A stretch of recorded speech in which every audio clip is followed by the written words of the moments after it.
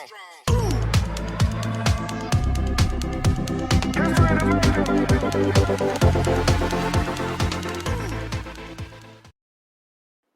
who are interested to build their career in medical coding profession, please do subscribe and hit the bell icon so that you can get the first notification whenever we place a new video.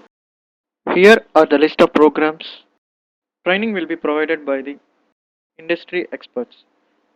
If you are interested, please call the above numbers and book your free demo now.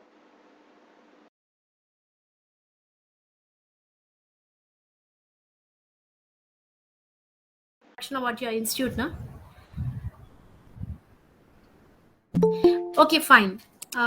See, what all we are going to see in this PPT is what is medical coding in RCM cycle.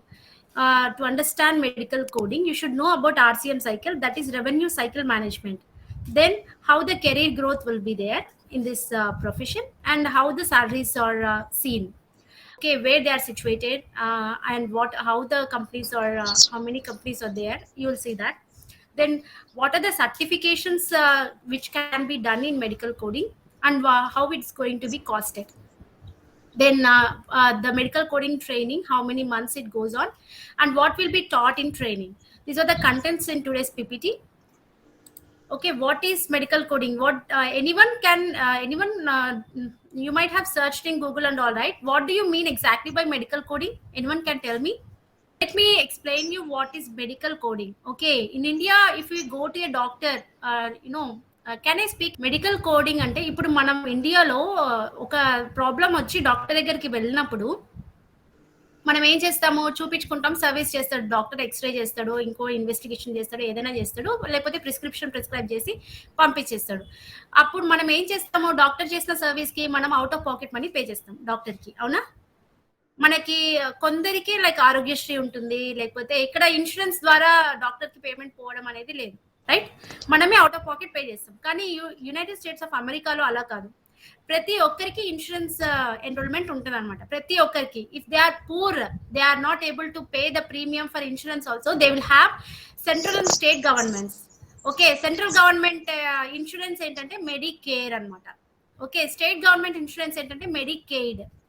Central లెవెల్లో ఉన్న insurance Medicare. Medicare వేటిని cover చేస్తుందంటే poor people, 65 years age older, 65 years కన్నా ఎక్కువ ఉన్న వాళ్ళకి Medicare cover చేస్తుంది.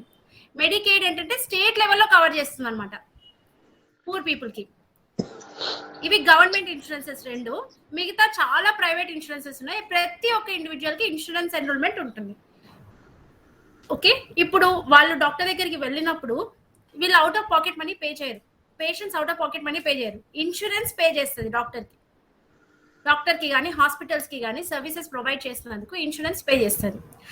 ఇప్పుడు ఇక్కడ ఇండియాలో ఎలా, ఒక డాక్టర్కి ఇంకొక డాక్టర్కి ఫీ వేరియేషన్ ఉంటుంది. ఒకరు 100 తీసుకుంటారు, ఒకరు 150 తీసుకుంటారు కన్సల్టేషన్, ఒకరు 500 తీసుకుంటారు. It depends, right? Depends on the doctor and area. కానీ అక్కడ ఒకటే హెల్త్ కేర్ కి సెంట్రలైజ్డ్ సాఫ్ట్వేర్ అనేది ఉంది, దట్ ఈస్ మెడికల్ కోడింగ్ అనమాట. కోడింగ్ బుక్స్ ఏమేమి ఉన్నాయి అంటే CPT, ICD and HCPCS. Okay, every year ఈ బుక్స్ అనేవి అప్డేట్ అవుతాయి. కొన్ని కోడ్స్ డిలీట్ చేయబడతాయి, కొన్ని కోడ్స్ యాడ్ అవుతాయి, కొన్ని కోడ్స్ రివిజన్, డిస్క్రిప్షన్ రివైజ్ అవుతాయి అనమాట. So every year free, I mean new edition will come up. Okay, CPT ఎందుకు? సిపిటి అంటే ఏంటి? Current procedural terminology. యా, ఈ సిపిటిలో ఏముంటాయంటే ప్రొసీజర్స్. ఇప్పుడు డాక్టర్ ఎవాల్యుయేట్ చేస్తాడు, పేషెంట్ వచ్చింది, పేషెంట్ కి ప్రాబ్లం ఏముంది, తను నీ పెయిన్ అనుకో, సపోజ్ నీ జాయింట్ పెయిన్ అనుకోండి, నీ జాయింట్ పెయిన్ తోటి నాకు ఇక్కడ నొప్పిస్తుంది అని పేషెంట్ డాక్టర్ దగ్గరికి వెళ్ళింది. డాక్టర్ ఏం చేస్తాడు, అసలు నీ జాయింట్ ఎందుకు వస్తుందని ఎక్స్రే రాస్తాడు, ఎక్స్రే చూస్తాడు, ఏమైనా ప్రాబ్లం ఉందా, లోపల ఏమైనా డిసీజ్ ఉందా, డిసీజ్ కండిషన్, దాన్ని డయాగ్నోసిస్ అంటారు. తను అసెస్ చేసి ఇంప్రెషన్ ఇస్తాడు. సో ఇక్కడ నీ ప్రాబ్లం ఉంది కాబట్టి నీ పెయిన్ ఉందని. సో దీన్ని ఎవాల్యుయేషన్ అండ్ మేనేజ్మెంట్, ఎవాల్యుయేట్ చేసి మేనేజ్ చేస్తాడు. ప్రిస్క్రిప్షన్ రాయడము, లేకపోతే ఇంకొకటి కాస్టింగ్ చేయడము, బ్రేసింగ్ చేయడము, స్ప్లింటింగ్ పెట్టడము, అట్లా చేస్తాడు. ఓకే, ఇప్పుడు ఆ ప్రొసీజర్స్ ని ఎట్లా మనం బిల్ చేయాలి, ఎట్లా డాక్టర్ కి మనీ వస్తుంది, అప్పుడు ఆ ప్రొసీజర్ కోడింగ్ కి ఈ సిపిటి అనేది ఇంట్రడ్యూస్. ఇది 5 digit కోడ్స్ ఉంటాయి అనమాట సిపిటి అంటే. ఒక ప్రొసీజర్ కి ఇప్పుడు ఒక్కొక్క ప్రొసీజర్ కి 5 అన్ని నంబర్సే, ఇక్కడ ఆల్ఫా న్యూమరిక్ కాదు, ఇవన్నీ నంబర్సే. సో ప్రొసీజరల్ సర్వీస్ ని రిప్రజెంట్ చేయడానికి సిపిటి. ICD-10CM అంటే ఫుల్ ఫామ్ ఏంటంటే international classification of diseases 10th edition clinical modification. ఇది ICD-10CM ఎందుకు అంటే all diagnosis are categorized in this book. ఎన్నైతే డయాగ్నోసిస్ ఉంటాయో అన్ని కూడా ఇవి ఆల్ఫా న్యూమరిక్ ఉంటాయి. 7 digit కోడ్స్ ఉంటాయి అన్నమాట. 7 digit alpha numeric coding. Okay, so procedures ని రిప్రజెంట్ చేయడానికి సిపిటి కోడింగ్, డయాగ్నోసిస్ ని రిప్రజెంట్ చేయడానికి ICD-10CM. ప్రతి ఒక్క కోడ్కి ఫిక్స్డ్ డాలర్ వాల్యూ ఉంటుంది. ఇప్పుడు అపెండెక్టమీ ఇండియాలో ఎక్కడైనా చేపించుకున్నాం, 2 different డాక్టర్స్ దగ్గర 2 different పేషెంట్స్ చేపించుకున్నారు. ఒక్కో డాక్టర్ ఒక్కోలాగా బిల్ చేస్తాడు. అపెండెక్టమీకి ఇంత అయింది అంత అయింది అని పేషెంట్ దగ్గర తీసుకుంటారు. కానీ అక్కడ అలా కాదు. అపెండెక్టమీకి ఇంతే ఎక్కడైనా ఏ ఏరియాలో చేసుకున్నా, ఏ హాస్పిటల్ చేసుకున్నా, ఏ డాక్టర్ దగ్గర చేసుకున్నా కూడా ఈ ఇన్సూరెన్స్ పేషెంట్ తరఫున ఇన్సూరెన్స్ వాళ్ళు డాక్టర్ కి కానీ హాస్పిటల్ కానీ రీఇంబర్స్ చేస్తారు. అర్థమైందా? వాట్ వాల్యూ ఉంటుంది ప్రొసీజర్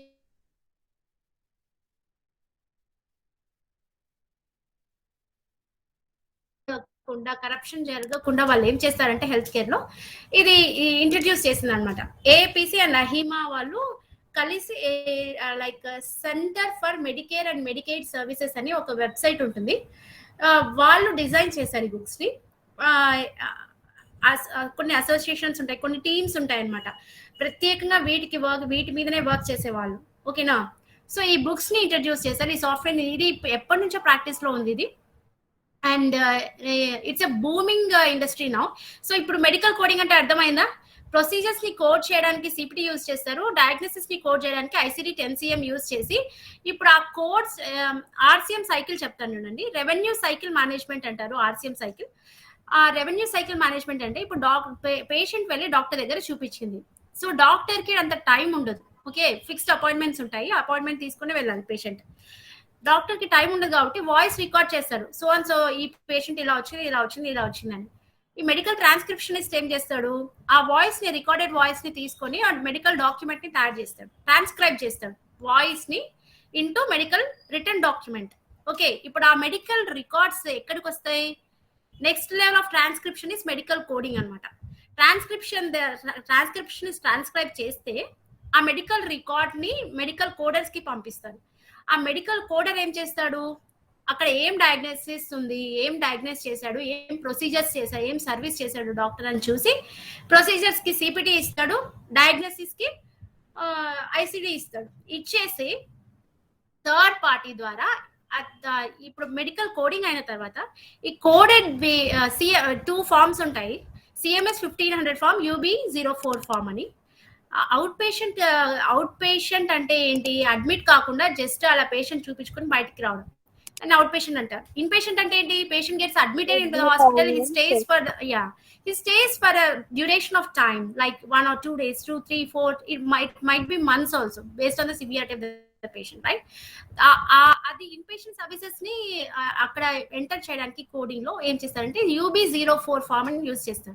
మనం కోడర్స్ ఏం చేయం, జస్ట్ డాక్యుమెంట్స్ చూసి మనం కోడ్ చేస్తాము. ఆ కోడ్ చేసినవి medical next step of coding is billing.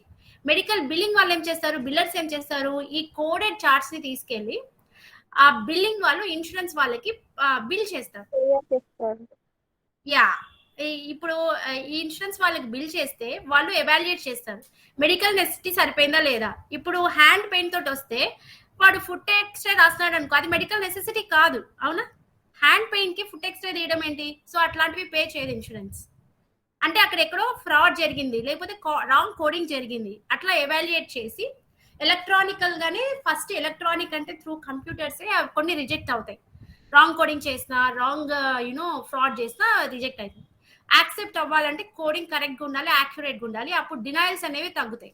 ఓకేనా? డినయల్ అంటారు దీన్ని. ఇన్సూరెన్స్ వాళ్ళు వెనక్కి తిప్పి పంపిస్తారు పే చేయము అని, వాటిని డినయల్స్ అంటారు. దానికి ఒక సెపరేట్ టీం ఉంటుంది, డినయల్ కోడర్స్ అని. సో వాళ్ళు అక్కడ ప్రాబ్లం ఏంటి అని చూసి ఫిక్స్ చేస్తారనమాట. సో ఈ బిల్లింగ్ జనరల్ ప్రాసెస్ చెప్తున్నాను, మీరు అర్థం చేసుకోవడం ఇంపార్టెంట్. ఓకేనా? అసలు కోడర్ వర్క్ ఏంటి, రెవెన్యూ సైకిల్ మేనేజ్మెంట్ అంటే ఏంటి అని. ఈ మెడికల్ బిల్లింగ్ వాళ్ళు ఇన్సూరెన్స్ వాళ్ళకి పంపించినప్పుడు ఇన్సూరెన్స్ వాళ్ళు ఎవాల్యుయేట్ చేసి ఏం చేస్తారంటే ఆ డాలర్ వాల్యూ ఎంతైతే సర్వీస్ చేశారో ఆ కోర్స్ ని బట్టి డాలర్ వాల్యూ ఉంటుంది కదా, అంత అమౌంట్ డాక్టర్ కి కానీ హాస్పిటల్ కి కానీ పంపించేస్తారు. That is medical reimbursement. Okay, so ఈ ప్రాసెస్ అంతటిని ఏమంటారు? Revenue cycle. It's a process, right? Revenue cycle, revenue move అవుతుంది, రైట్? రెవెన్యూ సైకిల్ మేనేజ్మెంట్ అంటారు. This is happening in US. It's a healthcare management which is going to happen. It's happening already in practice in from many years. Okay. So ఇప్పుడు ఏంటంటే ఈ business ని out source చేస్తున్నారు. ఈ business ని చాలా ఏళ్ల నుంచి అవుట్ సోర్స్ చేయబడింది. అప్పుడు ఫ్యూ కంపెనీస్ ఉండే ఇండియాలో, ఇప్పుడు చాలా చాలా చాలా కంపెనీస్ ఉన్నాయి. And growth also is very very high. They have huge demand of coders. Okay,